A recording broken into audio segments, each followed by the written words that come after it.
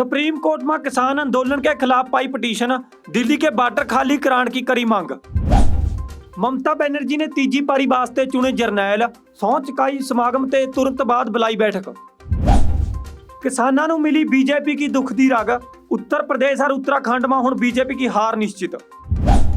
पंजाब में लगातार बदल रहा मौसम, आने वाले दिनों में मींह और तेज हनेरी के बने सार।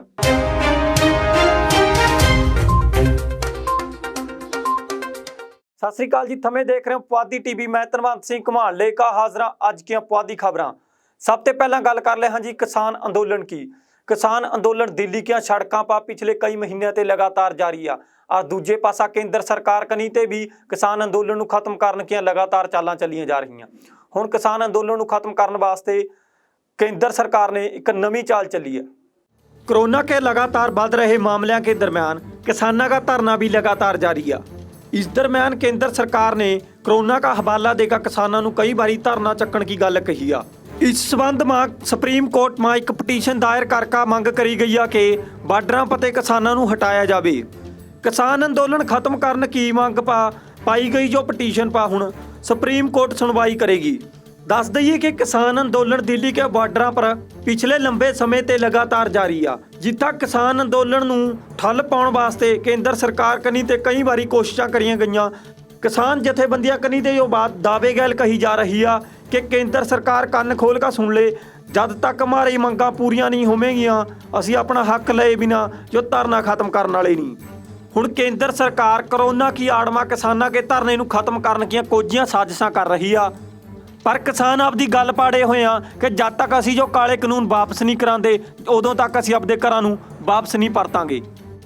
Bureau report Puadhi TV. तीजी बारी पश्चिम बंगाल में अपनी सरकार बनाने के बाद हुण ममता बनर्जी ने अपने मंत्रिमंडल का संगठन करना शुरू कर दिया। ममता बनर्जी ने आज सौं चुकाई के बाद तुरंत ही बुलाई बैठक। पश्चिमी बंगाल में ममता बनर्जी के बर्जारत का विस्तार हो रहा। राज्यपाल जगदीप धनखड़ आज 43 नवे मंत्रियों को सौं चुका रहे हैं। ममता बनर्जी के मंत्रिमंडल में भी बंदियां नूं कैबिनेट मंत्री का अहुदा दिया जाएगा और 19 नेतावां नूं मंत्रियों के अहुदे दिए जाएंगे। इन्हां 19 चों कई बंदियां नूं तां स्वतंत्र तौर पर चार्ज दिया जाएगा और कई बंदियां नूं राज पद्धरी तौर पर चार्ज संभाया जाएगा। ममता बनर्जी के नवे मंत्रिमंडल में कई पुराने और तजर्बेकार चेहरे देखने को मिलेंगे, उथा कई नौजवान चेहरे भी देखने को मिलेंगे। ममता के मंत्रिमंडल में हुण नौजवान और तजर्बेकार दोहे मिलकर इकट्ठे कार्य करेंगे। पश्चिमी बंगाल सरकार के साबका वित्त मंत्री अमित मित्रा नूं एक बार फिर मंत्रिमंडल में थां मिली आ। अमित मित्रा अपनी सेहत खराब होने करके इस बार चोणां नहीं लड़ सके, पर ममता बनर्जी ने उन्होंने मंत्रिमंडल में थां देकर बहुत ज़्यादा भरोसा प्रगटाया। ममता बनर्जी ने अपनी वजारत में 8 महिला मंत्रियों को भी शामिल कराया। इसके बिना साबका क्रिकेटर मनोज तिवारी और साबका IPS हुमायूं कबीर समेत कई नवे चेहरिਆਂ ਨੂੰ थां मिली आ। सौं चुकाई समागम के बाद राज्य मंत्रिमंडल की बैठक सदी गई। इस बैठक में मंत्रिमंडल के मंत्रियों के विभागों की वंड करी गई। इस बात के आसार लगाए जा रहे हैं कि ममता बनर्जी गृह मंत्रालय के गैल गैल सेहत विभाग का कामकाज भी अपने कोले रखेंगे। Bureau report Puadhi TV. Uttar Pradesh में बीजेपी की हुई हार के बाद बीजेपी पार्टी ने मंथन कराया। बीजेपी पार्टी के इस मंथन में 3 कारण निकल कर सामने आए, जिस पर बीजेपी ने विचार चर्चा करी। उत्तर प्रदेश की चोणों में मिली हार के बाद भारतीय जनता पार्टी ने आत्म मंथन कराया।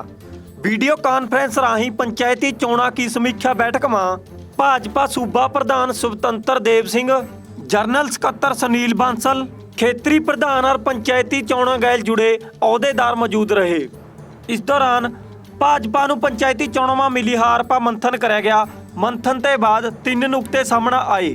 नंबर 1, चल रहे कोरोना काल करके उम्मीदवार बाहर नहीं निकल सके, जिस करके लोगों में प्रचार सही नहीं हो सकिया और पार्टी नूं भारी नुकसान का सामना करना पिया। नंबर 2, सरपंची की चोणों के गैल गैल जिला प्रधान की चोणों के करके होने वाला नुकसान पार्टी नूं उठाना पिया। नंबर 4, पार्टी के बुनियादी कारकुन आपदे इलाके नाल संबंधी चोणों के कामकार में बिजी रहे। इसके गैल गैल इलाका प्रधानों ने यो बात का मुद्दा भी उठाया कि आत्मविश्वास की घाट करके भी हमारी पार्टी नूं हार का सामना करना पिया। भाजपा ने हुण नवीं रणनीति तैयार करी आ ताकि जिला प्रधान की वोटां में हुण ਵੱਧ ਤੇ ਵੱਧ ਸੀਟਾਂ ਹਾਸਲ ਕਰੀਆਂ ਜਾ ਸਕੇ।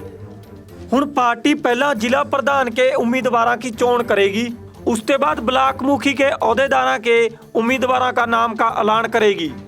Bureau report Puadhi TV. किसानों को मिली है बीजेपी की दुख दी रग। किसानों ने उत्तर प्रदेश और उत्तराखंड में भी कर दिया बीजेपी की हार का ऐलान। खेती कानूनों के खिलाफ डटे किसान मोर्चे ने मोदी सरकार की दुख दी रग टोली आ। संयुक्त किसान मोर्चे ने ऐलान कराया कि ਹੁਣ ਇਸ ਦੁੱਖ ਦੀ ਰਗ ਨੂੰ ਦੱਬ ਕੇ ਹੀ ਆਪਣੀਆਂ ਮੰਗਾਂ ਮਨਾਈਆਂ ਜਾਵੇਗੀਆਂ। ਸੰਯੁਕਤ ਕਿਸਾਨ ਮੋਰਚੇ के जिस तरह बीजेपी ਨੂੰ पश्चिमी बंगाल में किसान प्रचार करके हार मिली आ, इसे तरह हुण उत्तर प्रदेश और उत्तराखंड में भी ਆਪਾਂ प्रचार करांगे और बीजेपी ਨੂੰ हरा के हटांगे। दस दईए कि उत्तर प्रदेश और उत्तराखंड में विधान सभा की चोणां आने वाले साल में होवेंगियां और उत्था इस टाइम बीजेपी की सरकार आ। उत्तर प्रदेश बीजेपी की सियासत का गढ़ मन्या जाहा, पर उरा किसान मोर्चे का असर भी काफ़ी देखने को मिल रहा। उत्तर प्रदेश की पंचायती चोणों में बीजेपी हुणे हुणे झटका खा के हटी आ। किसान लीडर दर्शनपाल का कहना कि हुण असीं उत्तर प्रदेश और उत्तराखंड को अपनी रणभूमि बनावांगे। जिस तरह पंजाब और हरियाणा सूबे में बीजेपी का बाईकाट कराया गया, इसी तरह उत्तर प्रदेश और उत्तराखंड में भी बीजेपी के बाईकाट की शुरुआत करो। डॉक्टर दर्शनपाल ने जो बात भी कही आ कि बीजेपी के सहयोगी पार्टियां का बाईकाट करने के गैल गैल उन्होंने मित्र कारपोरेट अंबानी और अंडानी का भी बाईकाट करना चाहिए। उन्होंने कहा कि पंजाब और हरियाणा में पहला मुफ्त टोल पर्ची और पेट्रोल पंप बंद करने की मुहिम पहला सफलतापूर्वक चली आ। डॉक्टर दर्शनपाल ने विशेष तौर पर यह बात भी कही आ कि बीजेपी नूं हराओ, बीजेपी नूं सजा दो का नारा बुलंद करना चाहिए। Bureau report Puadhi TV. Punjab में पिछले कई दिनों से मौसम बदल रहा। कल मीह और हनेरी के झक्खड़ के बाद लाए जा रहे हैं आने वाले दिनों में भी तेज हनेरियां और मीह के अनुमान। पंजाब में पिछले कई दिनों से लगातार मौसम में तब्दीली देखने को आ रही है। पंजाब के कई हिस्सों में कल रात तेज हनेरी के गैल गैल बारिश की बूंदां भी पईयां।